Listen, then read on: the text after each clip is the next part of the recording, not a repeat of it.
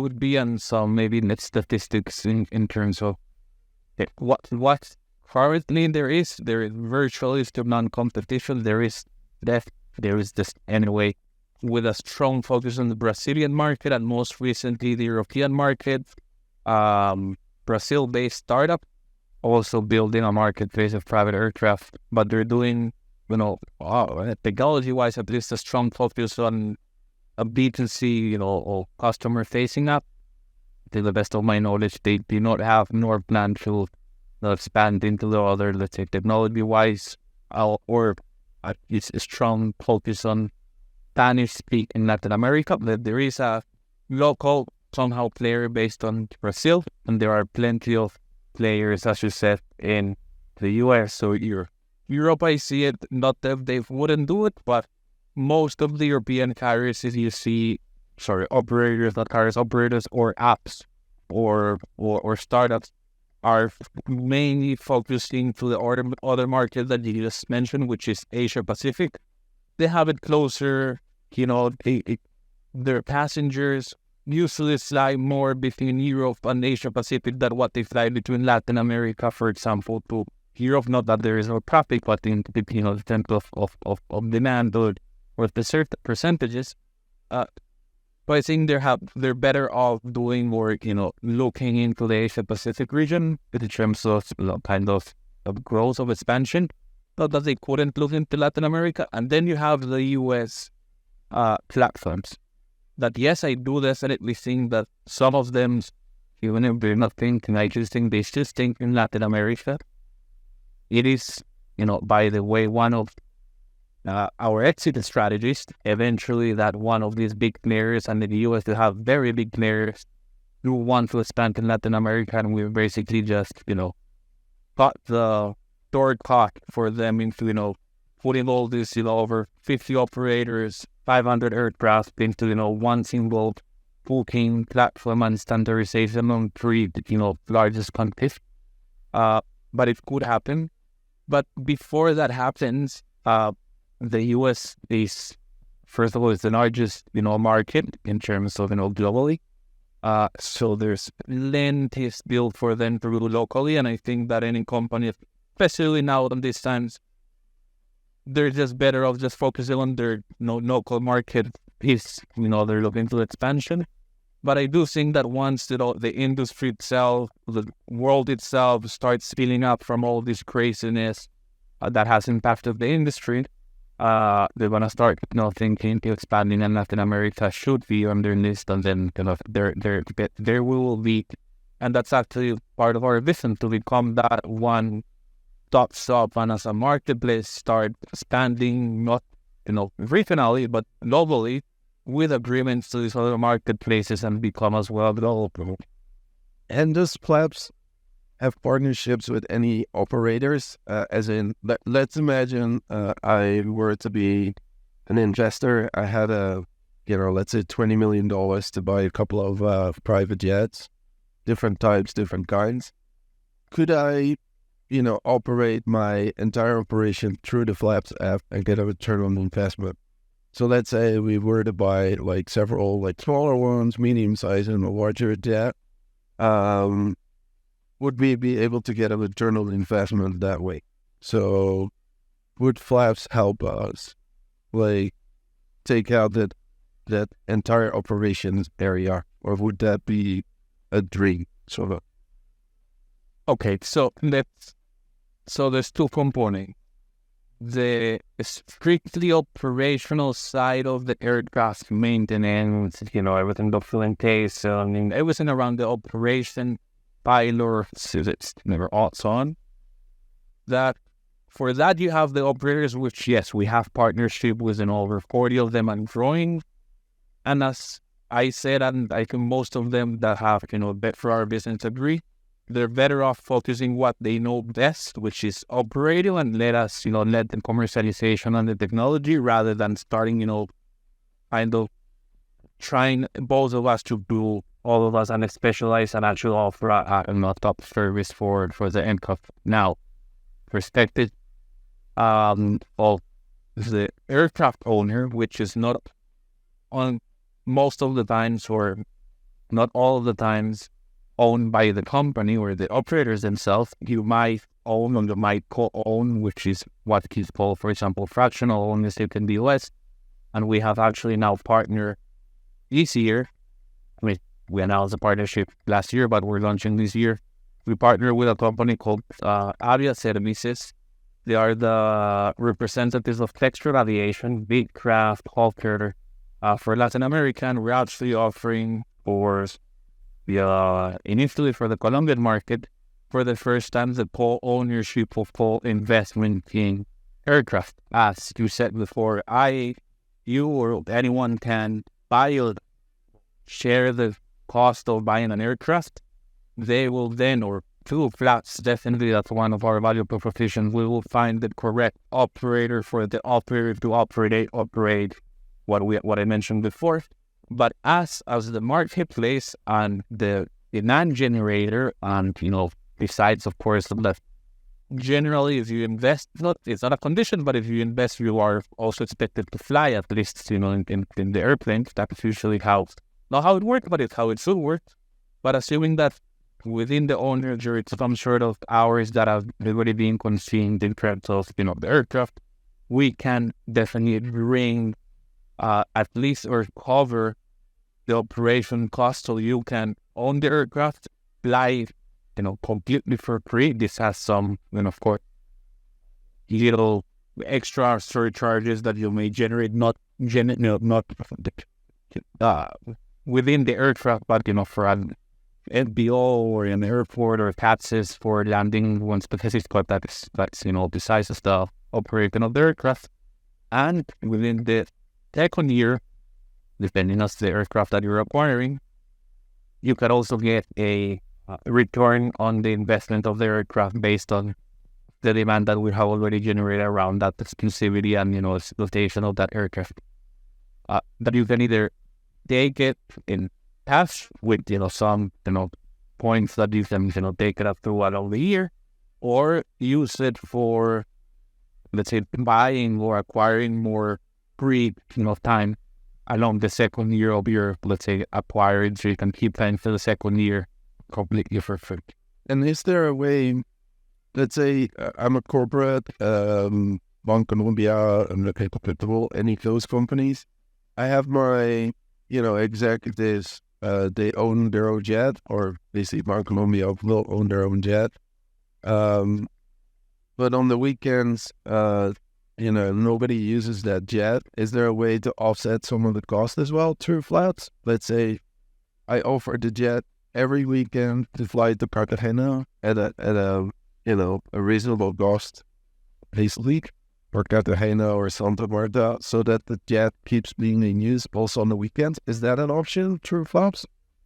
And also, if that's the case, can I still guarantee that my executives make it to their conference during the week?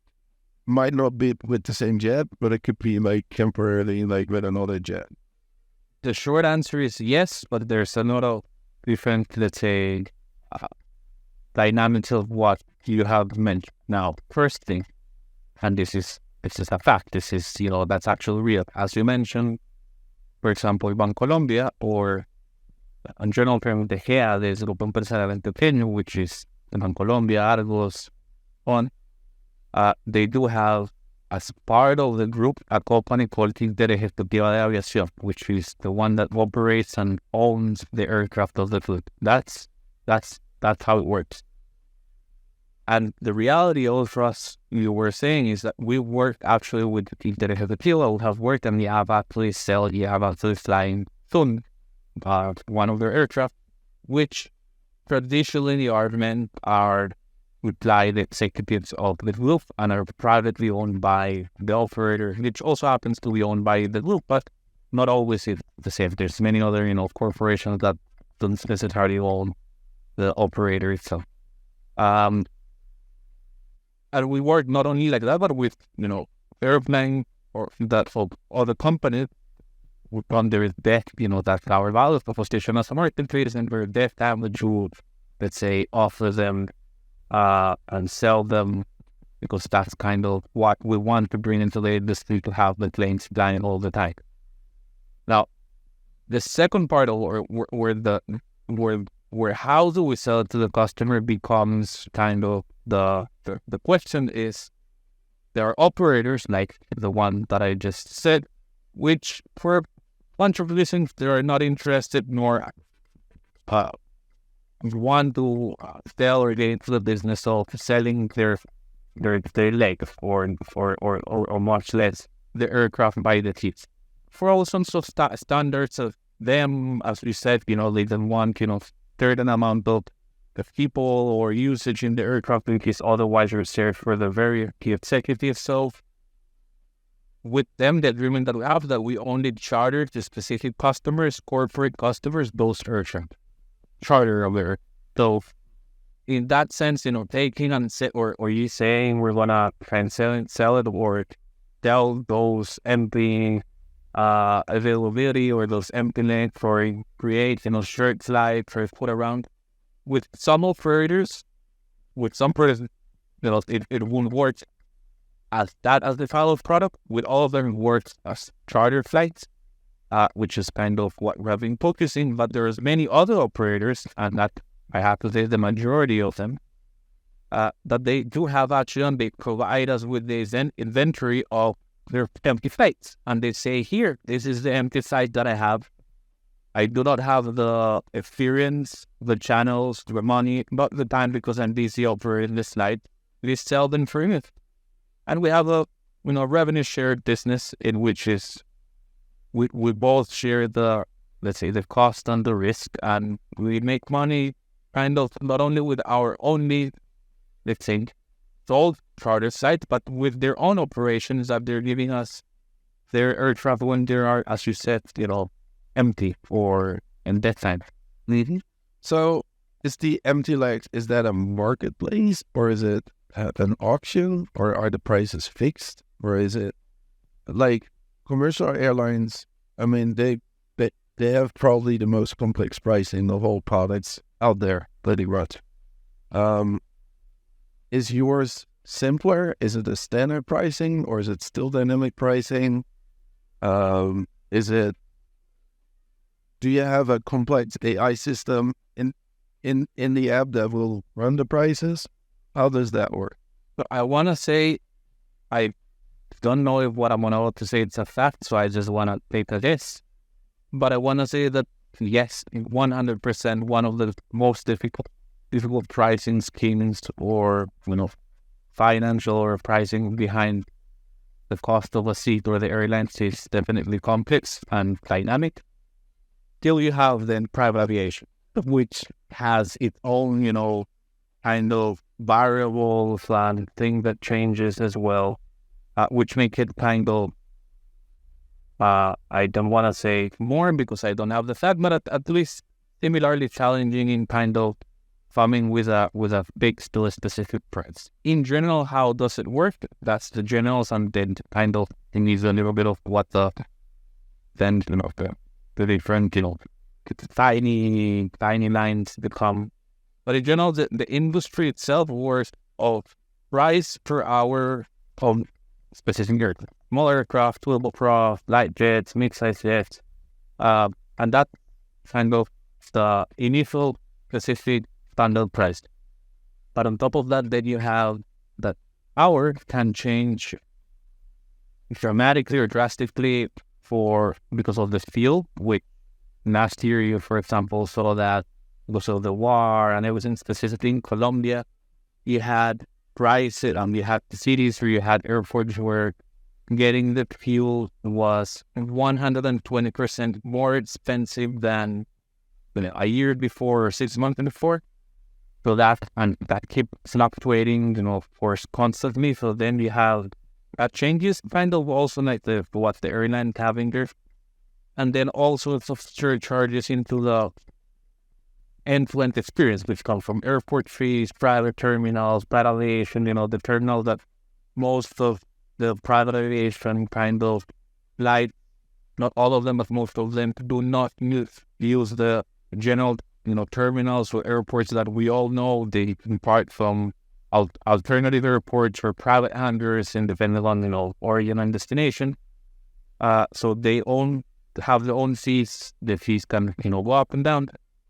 So it's definitely not easy to calculate. That's what we're kind of getting our knowledge and using technology to bring, hopefully, on almost or eventually real-time pricing. And that's in general like a challenge that the industry has.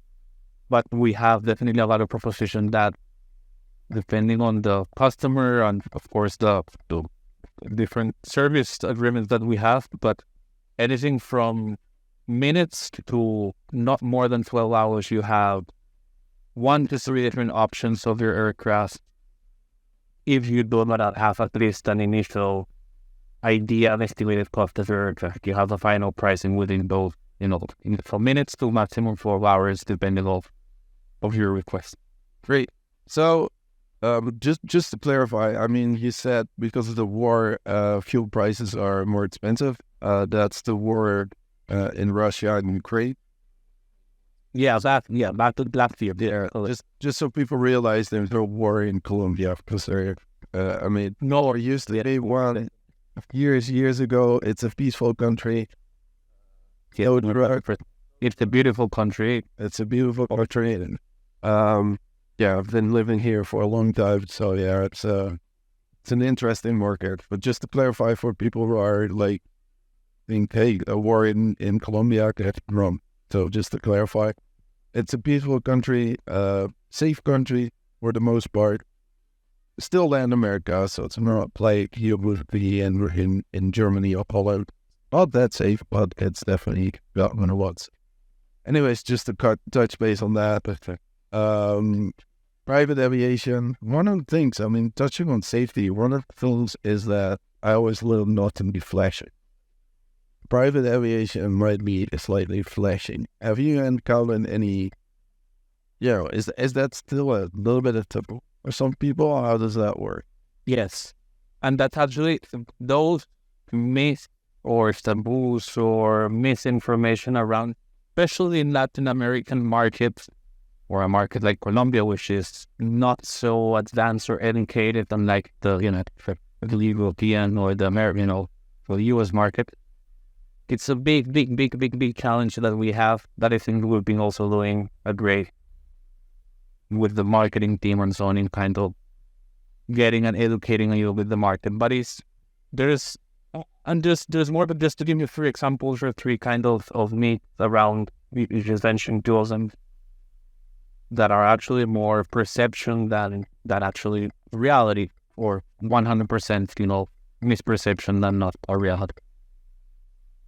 One is safety, and that there's a whole bunch of why people have this perception, and yes, with some categories, with some exceptions, and I'm not saying but in general standards, both private aviation, the specific Latin American private aviation, by the way, in their safety reports, but in general, all sorts of aviation also comes from commercial aviation is one of the safest way of transportation, versus, for example, just the car, which is something that we do on a daily basis. And so that in terms is, of course, it makes a lot of, and I'm not blaming only definitely the media, there's some statistics to get control, but in general, that perception that flying in helicopters or small planes or probably isn't more unsafe, or it's unsafer than flying commercial or driving a car, that's a misconception. And specific, Latin American private aviation safety records and standards have, with, of course, we cannot say that there have not been accidents recently even, but in general, from the standards of worldwide, Latin America is one of the safest, and one of, some of the countries in Latin America hold the safest record in terms of accidents. So that's one of the tail of the myths, that people have a perception that is very unsafe, and it's actually not. And us, press to go very deep, but that's one of the things that we try for, we want to, kind of educate, and it takes some time to try to show some numbers. The second, specifically, now that we mentioned the war, and that you definitely mentioned, that it comes from my mind, which is, and it is perception that private aviation is very linked to mafia, to drug lords. So Narcos. so that everyone, yeah, so that everyone that flies in a private jet, it's linked to drug dealings, or had done drug dealings, because otherwise, how can you afford? It's either that or you are Manuma, or like so that Yeah, I mean, which by the way, Colombians by and large don't want to be associated with. That's it's an offense if you were to say that. But I can definitely understand the international audience will think at this stage, okay, hey, this guy is selling private jet tickets to narcos. I mean, that's what some people will definitely think, right? Like where where is that going? Which I think, I mean, is a myth to a large extent. I mean, 100%, and that's kind of the perception that the big fours or any sort of foreign kind private aviation is anything that has to do with illegal, specifically drug knowledge or drug dealers. It's wrong.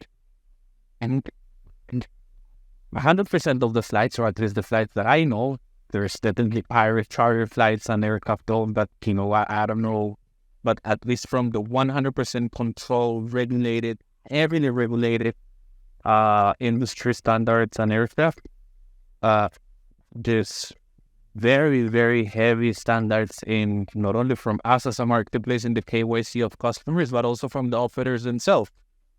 They are the ones specifically that want to distance themselves to the point that there are actually some operators, and this is still from the industry in Latin America, that they go to a further point that it's not only enough that you have a clean, let's say, criminal record and so on, that of course you're not reported, which is the basics of any, of course, operator and any KYC of customers or corporates. But just for the sake of reputation, meaning they don't want their business or their thing to be associated to a certain amount of niche markets, for example, artists. There's different operators that they have nothing specifically, nor they think that the artists have nothing wrong in terms of what they're doing, but they don't want their aircraft to be associated with nice type of, kind of nice stuff. Or other, whatever I've just say. So there's a high scrutiny within the industry as well that is far from this factor or myth that, there's anything behind current, boosting of private aviation. I would say, and this is hard to say because I'm here in Colombia, but I would say, in a sense, private aviation or aviation in general benefited from the narcos, which is that every small town in Colombia has an airstrip. And that's not, only narcos that did that, but it's, in terms of infrastructure, it's probably the best in what I've seen. Like, I mean, I lived in Holland. I cannot imagine that many airstrips being there, right? Is that correct? Is my assumption that, I mean, I drive by them on my motorbike and I'm like, hey, we're in the middle of nowhere and there's an airstrip. There's got to be a reason other than, it being heavy traffic for passengers, right? Is that assumption true, or is that just like another myth that I just thought pretty safe? Yes and no, and I'll tell you where yes and where no. The assumption, or the fact, this was left on assumption that there were many private landing bases around Colombia built by the narcos. That's a fact. That's not something that happened.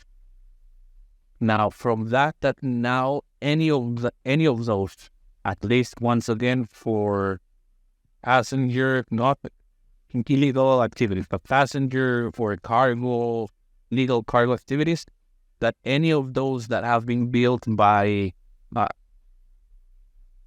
drug dealing past are being currently used? No.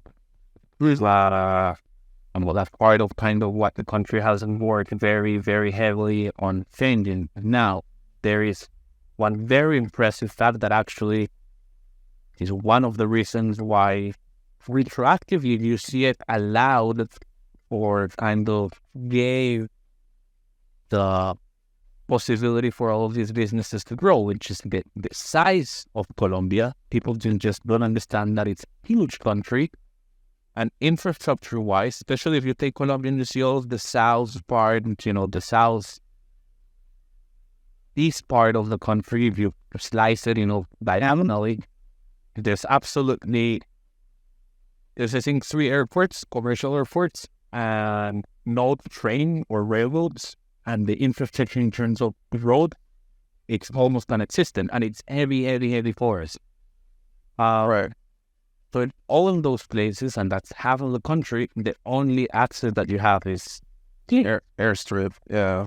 or in some specific close to rivers, maybe, boats, but mainly things. So in Colombia, and this is an interesting fact, there are around 45 to 60 commercial airports. I mean, airports like Bogotá, Internacional, and Doral, around Colombia that operate, let's say, commercial flights. Till some extent, it might be, slightly randomly, but around 47 of them. I don't know if by now all of them are, in operation, but let's say control. Versus around 520 or 560 private, let's say, landing trips. Why further than including also those airports? Wow. 550 private landing strips in Colombia, basically. That's like Around, yeah, that's huge. Like it's huge. that is huge. Yeah. So, but you're saying that, hey, Niels, this is like your myth. That is not correct. Most of them were not, only there, or were not there for the narcos. They're there for different reasons. They're there for general lack of infrastructure, no train, very poor roads in some areas, basically. Yeah, so we debunked that myth as well.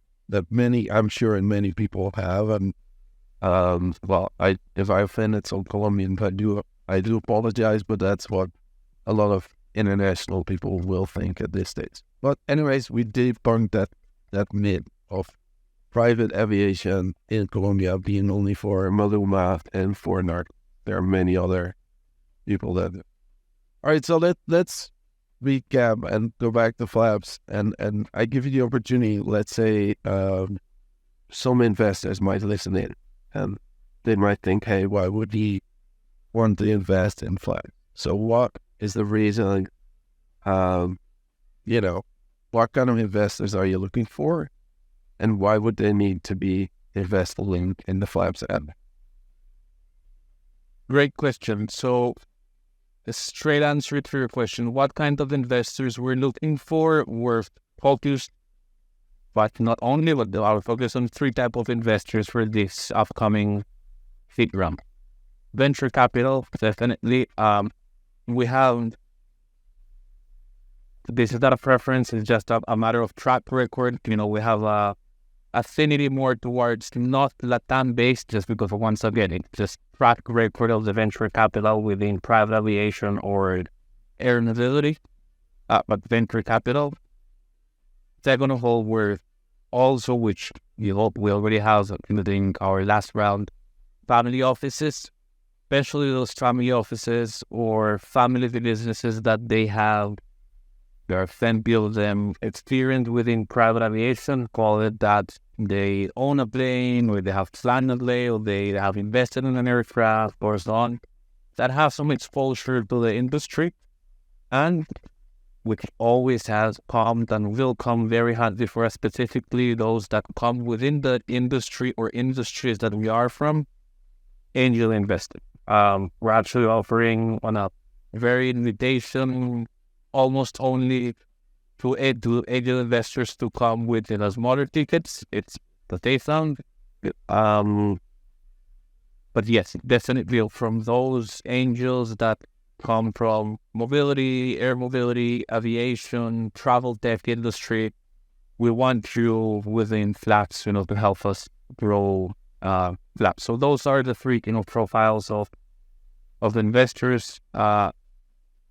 The 4th one, I will say, just we're exploring because our financial results allow us to debt financing.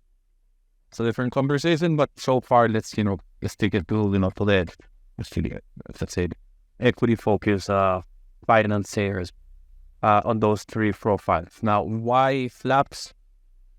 Before I mention one of the industry opportunities for anyone that knows or is exposed toward travel, mobility, or technology within the travel and mobility sector might already know or can easily find that Latin America's private aviation is the largest market in both size and opportunity in terms of, digital solutions to we've tapped in.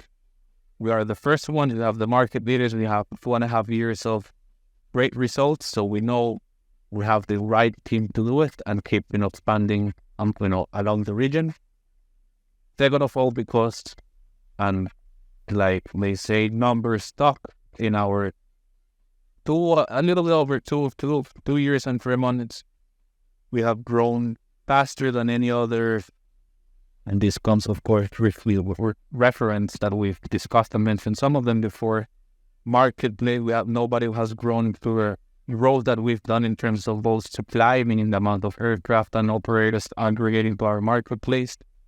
Technology in terms of, the time that we have released our different technology solutions, and 3, in terms also of the sales and the growth. That not only grows consistently year over year, quarter based as well from our first quarter, but we have also almost duplicated the amount of customers, especially those with a high recurrence and higher ticket, which are the corporate clients, which by 2022, it became 65% of our custom. And with all of this, the growth that we've acquired to market that we're currently operating with a very small yet focused and fully maximized team, we have only managed to, conquer in the Chilean market around 5%, in the Colombian market around 10% of the total market, and we're not even, getting in what we have some other streams, which is cargo and medevacs, which is 10 aircraft, but different type of customers. So there's a huge opportunity not only of what our core business is, which is passenger transportation, but to expand as a marketplace into other solutions of, air mobility, which is cargo and medical services. It's a huge opportunity. Thank you, Jonathan. And I have 2 more questions real quick to recap. So one of the things that investors will look for is data. I know 2023, it's one of the most important things to have. Data is basically the new oil. Is Labs also collecting a lot of data, interesting data, and are you using that data to optimize your offer? I love that you mentioned it. I'll tell you why I love that you mentioned data. Because one of the main challenges that the industry has is the lack of access to data, especially real-time data. Private aviation, let alone any sort of, general aviation, cargo, medical. And there's almost to none real-time, let alone, access to information in terms of the flights, the passenger aircraft, the time into the flight, or any sort of source that you can, see what the behavior of private aviation, so let's focus it right now, the conversion into passenger transportation looks like. Of course, the different civil authorities, so the countries generate clear reports, usually a few years of delay. But other than that, all the data now, what we connect not only from the type of customer, everything that we know around our customers, both B2C, B2B, and B2B2C, from how do they want to access private aviation and what are they looking to private aviation, what is the most for frequent flown aircraft, and what pricing, what is the pricing that the operators should put the aircraft in different seasonality to different clients, to be able to offer or sell more.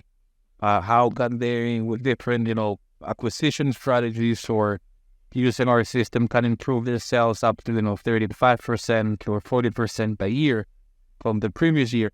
So all of this data from how the customer is flying, where is he flying, how many people is he taking, how much is he paying, and putting the data together between the demand and offering into an optimal marketplace and decision taking is not only allowed to make both sides more marked, let's say, but to expose the data. And one of our, of course, projects that we want to start working as well with the different, civil authorities of the different countries that we operate is we actually offer the real-time dashboard that we can tell any authority worldwide or any, geek worldwide in terms of the private plane, where it's flying, kind of the flight radar, if you know the app maybe, or I do, but for the private aviation in Latin America, with some sort of, extent of what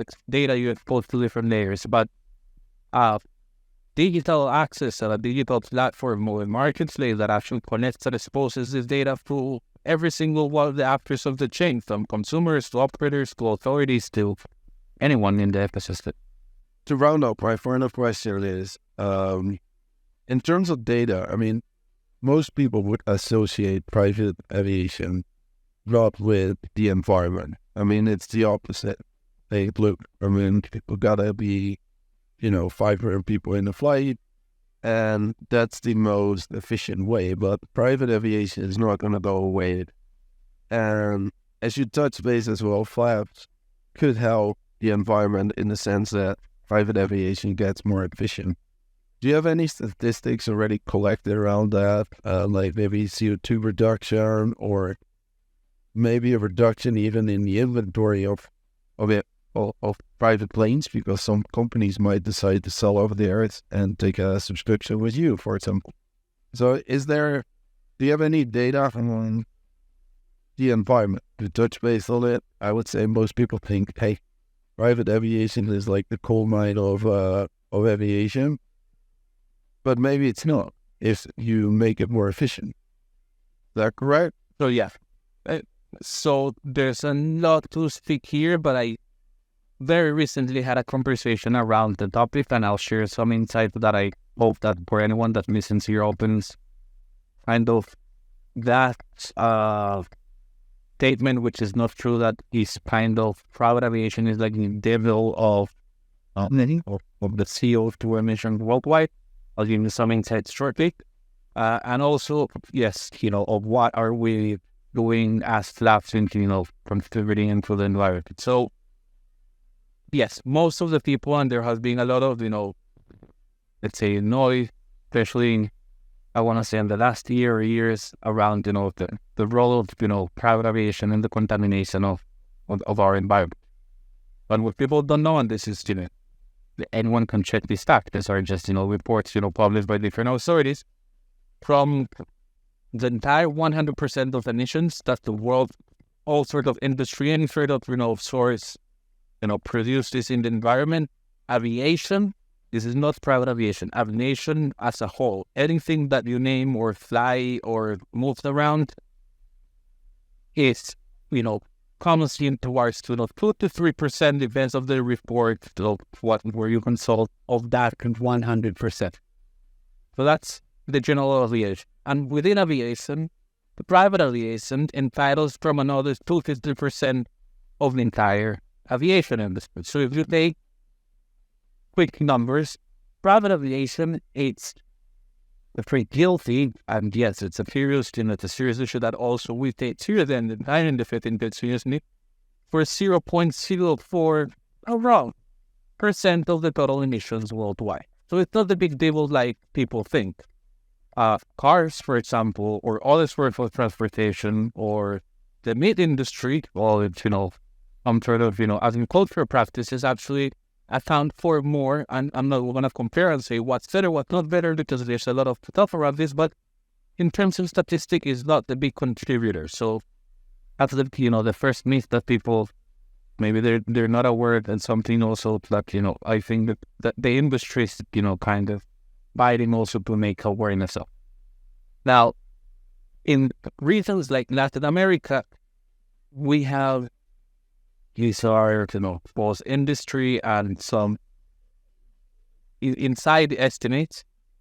Around 70% of the flights that are done with private aircraft, any type of aircraft, they have virtual to no cost-effective alternatives, meaning there is no other either way of getting to that origin or destination, or cost-effective, meaning either a corporate, you have to wait, 3 days later for a different, train, but there's no other alternative clear solution for transportation between those origin and destination. More than 70% of those flights.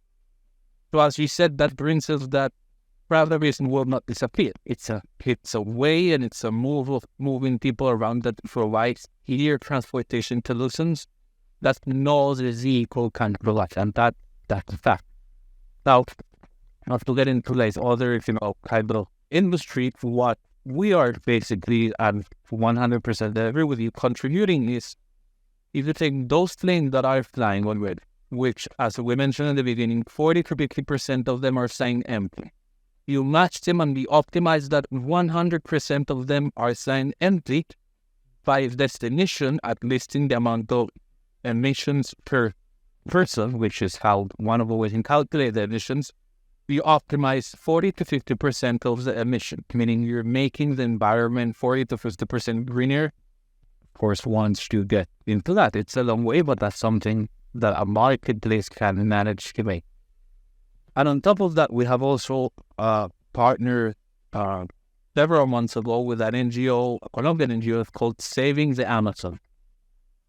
And we offer our operators, our partners, and our customers for every single one of their flights to offset their carbon print. Though, basically, so what we are working with the NGO, we have forest, our own, let's say, forest that we are planting in the Amazon every single year reference, and can have access, from a portal that the NGO has created with, direct coordinates of where this land, where this tree is being planted, so everything is fully transparent. And so how we have planted around over 100 trees in the last, couple of months, from contributions from our side, from the partners, and from our customers that they decide to offer within it. So basically, so you do carbon offset, but basically the Flaps app will have the potential to save private aviation about 40 to 50% of the CO2 emissions by pre-selling like that. So if I go to San Andres, right now, as you said, prior to Flaps, my option would be to basically call someone in the airport to rent a plane to go to San Andres, but that person, the pilots, are basically going back from San Andres to Medellin. And then if I want to go back on Monday, they go pick me up. So they have 2 dead legs. That is like 100%, or it's like 50% of the kerosene burn is like just to get the pilots and the plane at the place where I want to be. So that's what Flaps' biggest contribution to pure CO2 emission reduction is going to deliver. In addition to maybe some people who are currently, their only option is private jet ownership, right? And in the future, they might be able to just use the app to basically not own the plane, but in case they have an X number of hours, or they will be able to rent. That's the other contribution that I see. Do you see any other direct contributions? Because I'm sure a lot of potential investors these days have specific KPIs against carbon offset, carbon reduction, or any other environmental, especially like, the bigger VC funds will have these status as well. They're folding up.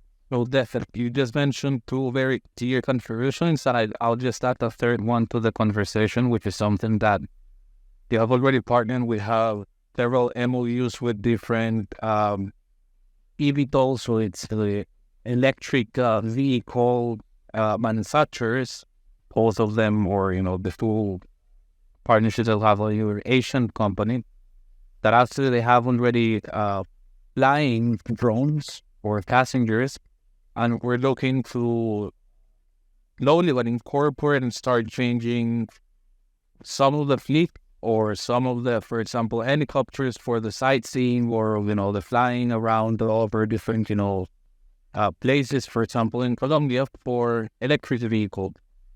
And once again, the commercialization and everything that what I mentioned before of how can the vehicle comes into operation and gets also sold. So we are also working into being the first ones. I would like to say, even with more than some operators themselves, into bringing greener technologies in terms of the vehicles, replacing the existing helicopters, or eventually also aircraft with that. So I think that contributing into exploring and bringing new type of vehicles within our marketplace to get operator and eventually as offered as a greener alternative versus other options, it's also a clear contribution that we hope to make also a reality along this year. Okay, thank you very much, Jonathan.